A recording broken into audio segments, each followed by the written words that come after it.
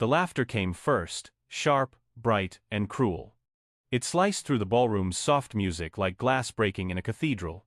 Every head turned, every eye followed. And standing in the center of it all was Amara, frozen, holding a silver tray that suddenly felt like it weighed the world. The crystal glasses trembled, the golden lights above her shimmered, and her breath caught in her throat. For a moment, the whole room seemed to stare not at a person, but at her shoes, worn, faded, stitched by hand, the kind of shoes that didn't belong in a millionaire's party. Evelyn Sterling stood with perfect posture, her laughter still echoing as she leaned into her friends. Her gown shimmered like liquid gold, her diamond earrings catching every bit of light they could steal. "Oh, darling," she said again, voice dripping with condescension. "I didn't know goodwill catered now." A few people gasped, but most laughed, relieved that it wasn't them being laughed at. It's always easier to laugh than to stand up. Cameras flashed. Champagne glasses clinked. Amara didn't move. Her chest tightened, her hands shook. For a second, she wanted to disappear into the polished marble floor. But she didn't. She lifted her chin, eyes soft but steady, and asked quietly, "Would you like anything else, ma'am?" Her voice was steady, even when her heart wasn't. The silence that followed was heavy, thick enough to feel. Evelyn blinked, surprised that the girl had spoken at all. From across the room, Jonathan Sterling watched everything. He wasn't laughing, he wasn't even blinking. His wife's words hung in the air like smoke he couldn't breathe. His jaw tightened. His hand gripped the stem of his glass until it cracked just slightly, the faint sound lost under the music. His eyes weren't on Evelyn anymore, they were on Amara. Or rather, on the shoes she wore. The cracked leather, the uneven stitching, something about them stirred a memory he couldn't name, but couldn't ignore either. The party moved on, as rich parties always do. Someone called for another toast. The string quartet began to play again. The world of silk and champagne resumed as if Cruelty was just another form of entertainment, but Jonathan didn't move. His gaze followed Amara as she quietly walked away, her steps soft against the marble, her tray now half empty, but her dignity somehow still whole. Amara made her way toward the kitchen doors, each step echoing louder than it should have. Her throat burned, but she refused to cry. Not here. Not in front of them. She had learned a long time ago that tears in a room full of privilege were just another punchline. As she reached the back hallway, she paused, leaning against the wall. The muffled music seeped through the door. Her hands trembled, but she pressed them together, whispered to herself, "Keep going, you need this job." Inside the ballroom, Evelyn was still smiling, pretending not to notice the awkward looks from a few guests who weren't sure whether to laugh or feel ashamed. "People are so sensitive these days," she said to her friends, sipping champagne. "You can't even make a joke anymore." Her words were careless, but Jonathan caught every one of them. He turned to her slowly. "That wasn't a joke," he said. Evelyn waved a hand. "Oh, please. You're not really going to defend the help, are you?" Jonathan said nothing. He just stared at her, and for the first time, Evelyn felt a small flicker of discomfort under his silence. He wasn't angry, not yet, but there was something in his eyes she hadn't seen in years, a distance, a remembering. He excused himself quietly, walking toward the hallway where Amara had disappeared. He didn't know what he would say if he found her. He only knew he had to see her again to see those shoes again. The sound of laughter followed him like a ghost as he stepped out of the glittering room and into the quiet corridor that smelled faintly of coffee and cleaning supplies. Amara was there, adjusting her apron, pretending to be busy stacking plates. When she saw him, her back straightened. "Sir, can I help you?" she asked, her tone polite but cautious. Men like him didn't come looking for women like her unless something was wrong. Jonathan hesitated. "No," he said softly. "It's fine. I just wanted to make sure you were all right." Amara blinked, unsure how to respond. "I'm fine, sir." He nodded slowly, his eyes dropping once again to her shoes. He opened his mouth, then closed it. The words weren't ready yet. He didn't even know what he wanted to ask. So he just said quietly, "You handled that, with a lot of grace." Her lips trembled, but she smiled faintly. "You learn to," she said. "People like that, if you let them see they hurt you, they win." Jonathan nodded. For a moment, neither of them spoke. The hum of the ballroom beyond the doors felt like another world entirely. He wanted to tell her that she reminded him of someone he hadn't thought about in a long time. But he didn't. Not yet. He left the hallway and returned to the party, but the room didn't look the same anymore. The chandeliers didn't shine as bright. The laughter didn't sound as warm. Everything felt colder. He stood by the bar, staring into his drink, while Evelyn continued to talk and laugh as if nothing had happened. When the night finally ended, and the guests began to leave in clouds of perfume and expensive cologne, Amara was still working. She gathered glasses, wiped tables, cleared the mess left behind by the wealthy.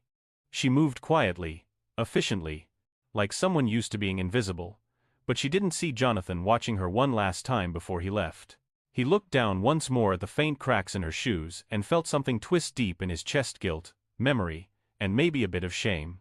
Later, in the back of the limo, Evelyn scrolled through photos from the evening, laughing softly. "Did you see that girl's face?" she said. She looked like she wanted to cry. Jonathan didn't respond. He was staring out the window, his reflection dark against the glass. The city lights blurred as they passed, but his thoughts were sharp. He remembered another night, another pair of worn shoes, another act of kindness that had once saved his life. The laughter from the ballroom still echoed in his mind, and this time, it wasn't hers, it was his own, years ago, when he had been too young and too foolish to understand what real worth looked like. Evelyn finally noticed his silence. "What's wrong with you tonight?" she asked, annoyance creeping into her voice. Jonathan turned his head slightly, his eyes calm but distant. "Nothing," he said, but the truth was everything was wrong. The sound of Evelyn's laughter, the image of Amara's quiet strength, the memory of a promise he'd forgotten long ago, they were all colliding inside him. When the car stopped at the light, he glanced down once more, and the reflection of his polished shoes stared back at him. Perfect, expensive, empty. The music from the ballroom still played faintly in his memory, but beneath it, something else lingered, the echo of a laugh that should never have been made. And Jonathan knew, deep down, that what had broken in that moment wasn't Amara's pride. It was something in him. Something that wouldn't stop echoing until it was made right. Amara didn't cry. Not there, not in that ballroom where every light felt like a spotlight and every whisper felt like it came with a price. She simply lowered her eyes, steadied her breath, and kept working. She poured drinks for people who wouldn't remember her face. She cleared plates from tables where guests never even looked up. She moved through clouds of perfume and ego with a smile she had to force, each smile costing her a small piece of something she was trying so hard to protect: her pride. But that's what survival looked like for her. Quiet, steady, invisible when she needed to be. She knew the rules. You don't break down in front of people who think your pain is entertainment. You save your tears for walls that don't talk back. Yet even as she kept moving, she could feel eyes on her, not mocking eyes, not cruel ones. Jonathan Sterling watched her work from across the room like a man trying to understand something he couldn't quite reach. He held his glass but didn't drink. He nodded when people spoke to him but didn't hear a word. Evelyn's laughter kept replaying in his mind like a broken record, echoing louder than the music, louder than the conversations, louder than anything else happening around him. It hit him in a place he hadn't felt in years, a place he tried to bury under money and business meetings and a life built on silence. Later that night, after the guests left in their shiny cars and the last of the staff swept confetti and crumbs from the marble floor, Jonathan found Evelyn in the lounge surrounded by her friends. Their dresses sparkled under the soft lights, and their voices carried the kind of careless confidence only people with too much comfort ever develop. Evelyn was leaning back, legs crossed, a glass of wine in her hand as she laughed about something about someone. "Oh my God, you should have seen her face," she said.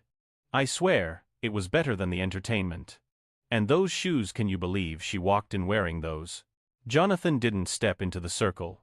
He didn't want to, but he spoke from just behind Evelyn, his voice low and steady. "You humiliated her." The laughter died. Faces turned. Evelyn blinked, surprised, almost offended that her husband had interrupted something she found so amusing. "Jonathan," she said, waving a jeweled hand, "don't be dramatic. She's a waitress. They're used to it." That was the moment the room changed. The moment air went still, because Jonathan didn't look at her with the face of a man annoyed or irritated. He looked at her like someone seeing something he didn't recognize anymore. He didn't yell, He didn't argue, but his silence was colder than anger. He just stared until Evelyn's smug smile slowly faded into something smaller, something uneasy. She didn't understand why her words bothered him. She didn't understand that they weren't just words, they were triggers. They were reminders. Jonathan didn't sleep that night. He lay awake staring at the ceiling.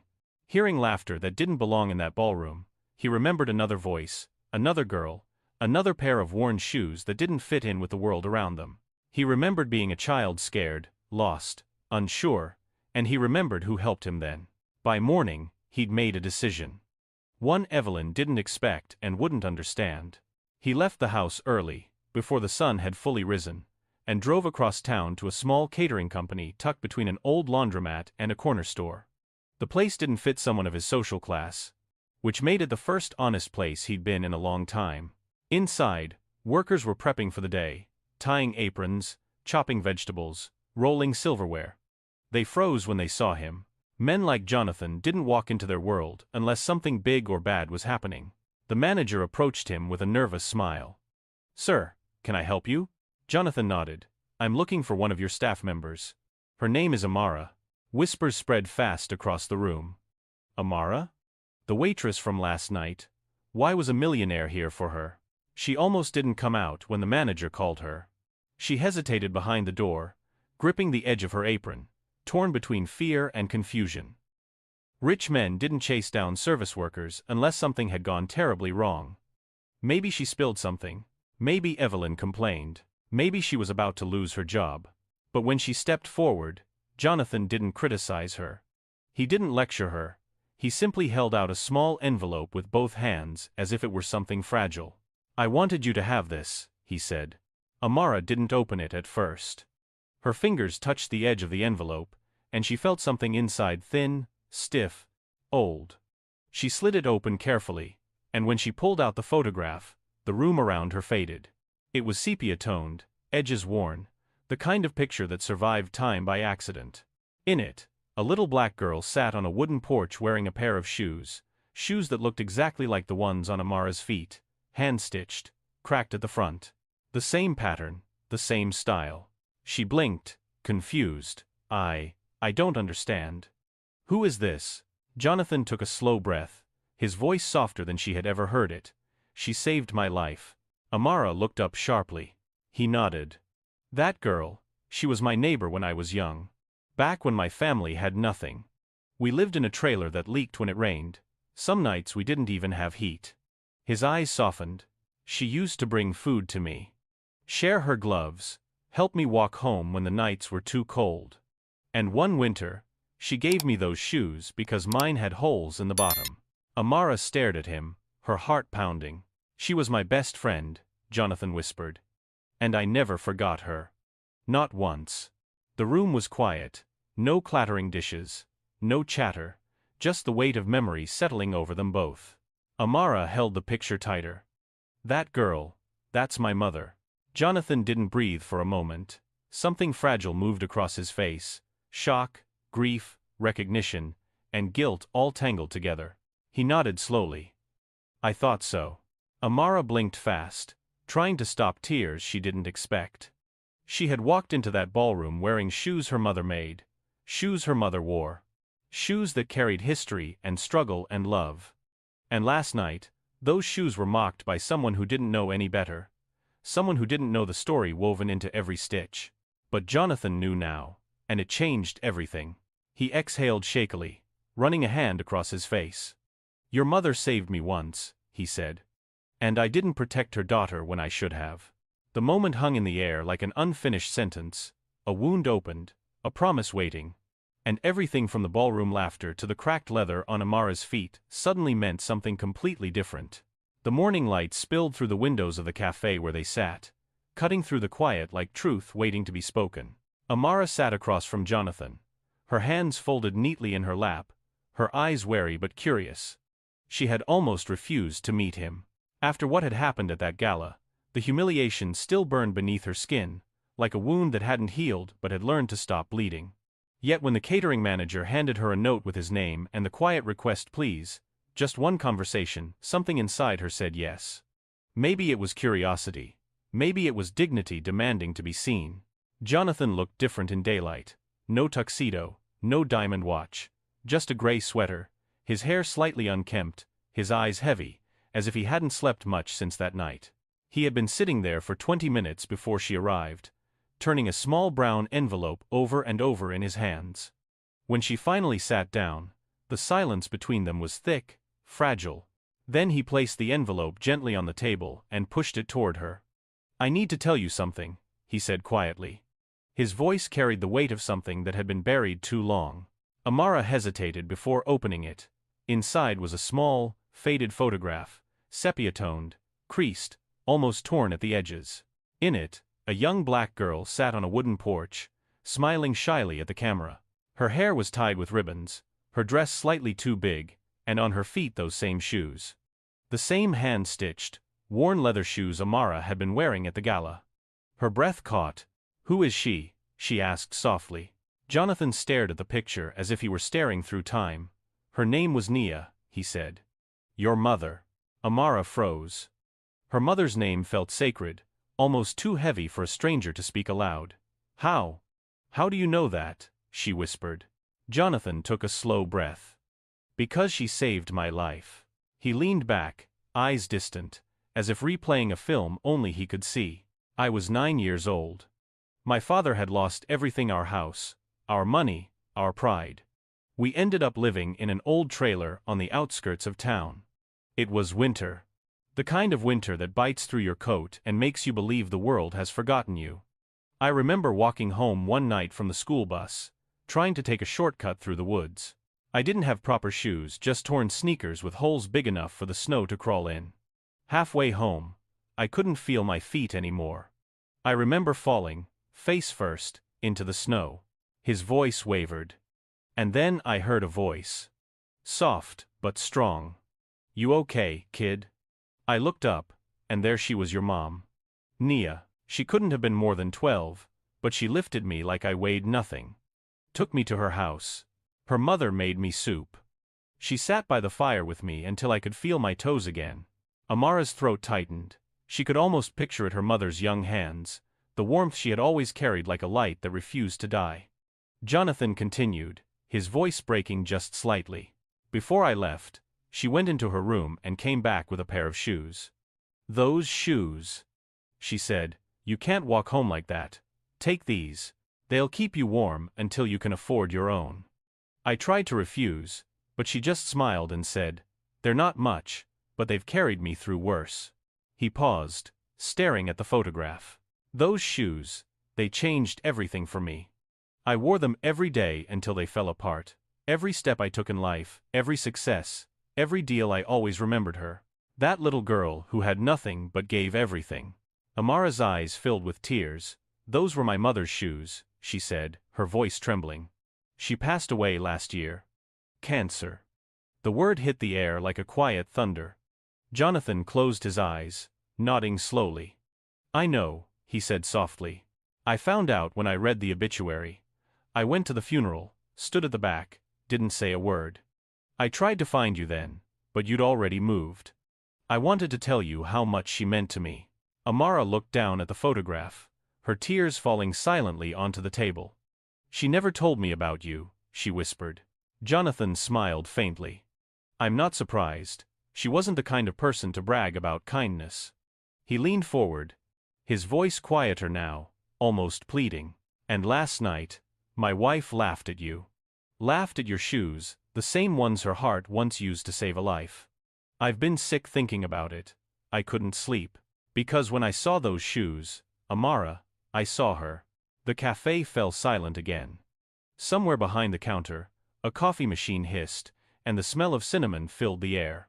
Amara didn't know what to say. Her heart ached not just for her mother, but for the cruel twist of fate that had brought this man back into her life through pain and humiliation. She wanted to hate him for what his wife had done, but she couldn't. There was something too human in his eyes, something broken that mirrored her own grief.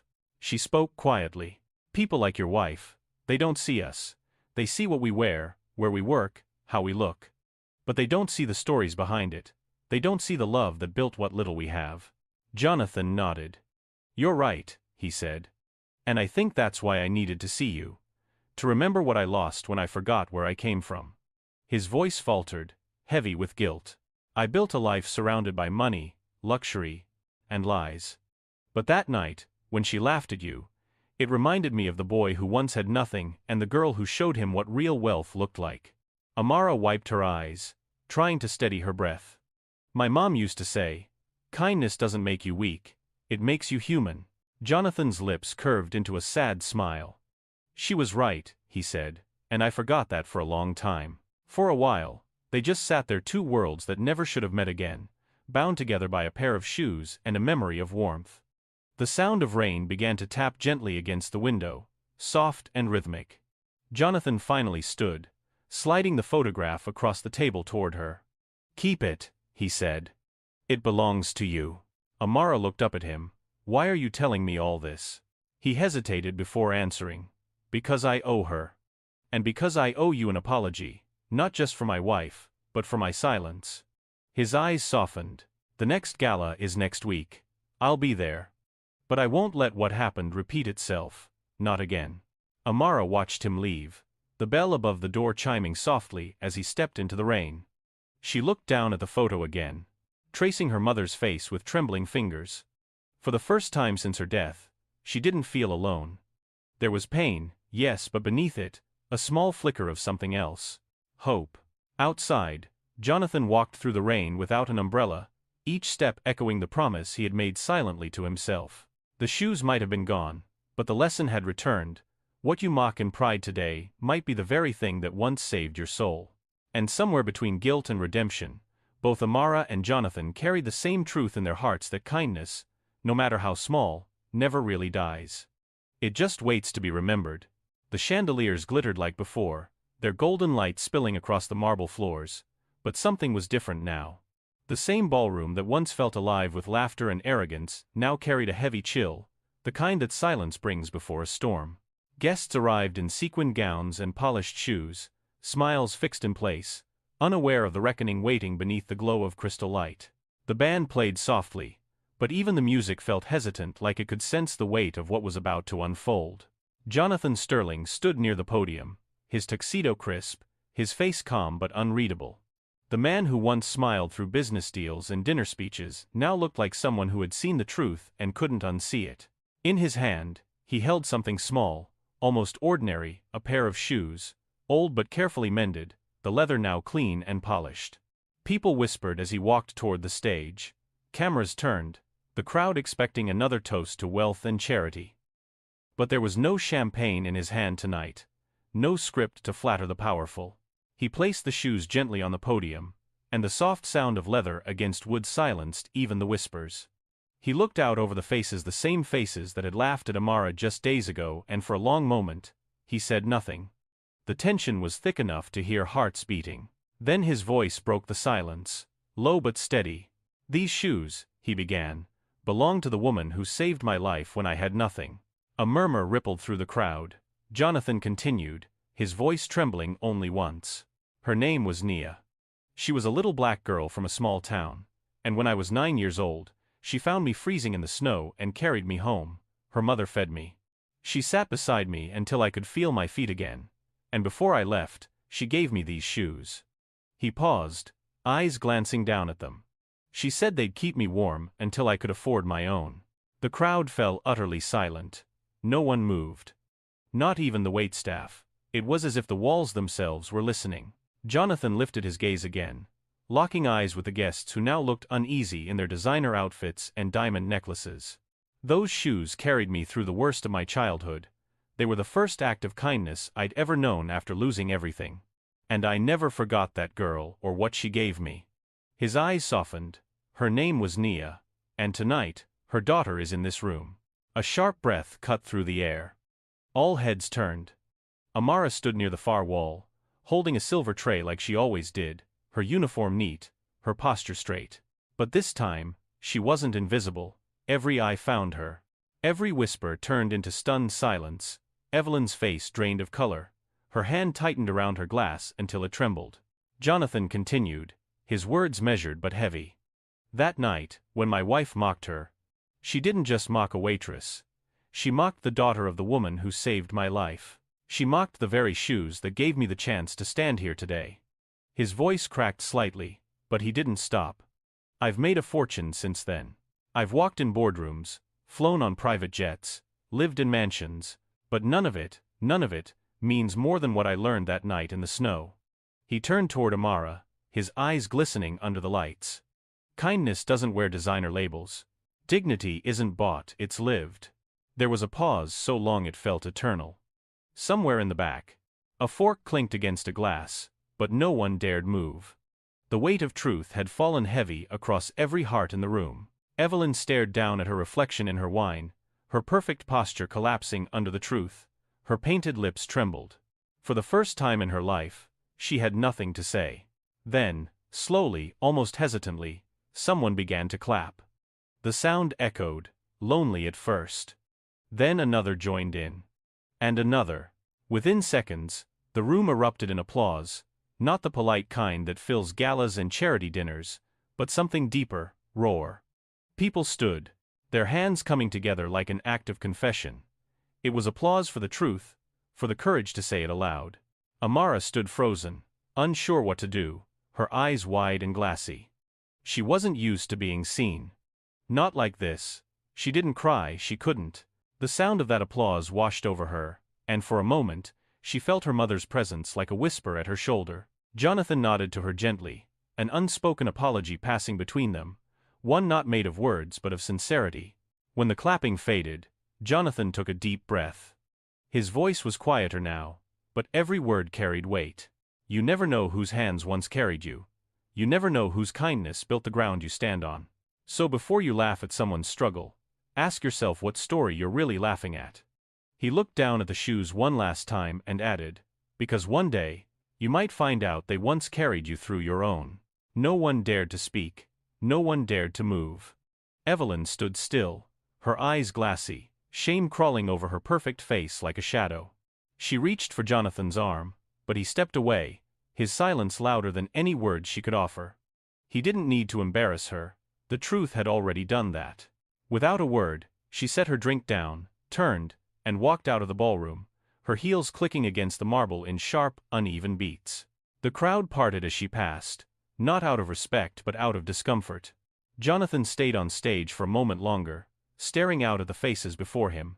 Then he looked toward Amara once more. She met his eyes and gave a faint nod, one filled with quiet forgiveness and strength. She didn't need an apology. The truth had spoken louder than humiliation ever could. As the guests slowly began to leave, the room remained hushed. The music that started playing again felt softer this time, almost reverent. Amara walked past the podium, her step slow, her heart heavy but lifted in a way she couldn't describe. She glanced at the shoes resting there, shining under the chandelier light. They looked small, ordinary, but she knew they weren't. They were a symbol, a story of struggle turned into grace, of humility turned into strength. Outside, the night air was cool and still. Jonathan stood alone near the entrance, watching the last of the guests drive away in their cars. The city lights flickered like distant stars. For a moment, he closed his eyes, hearing his own words echo in his head, never laugh at someone's struggle.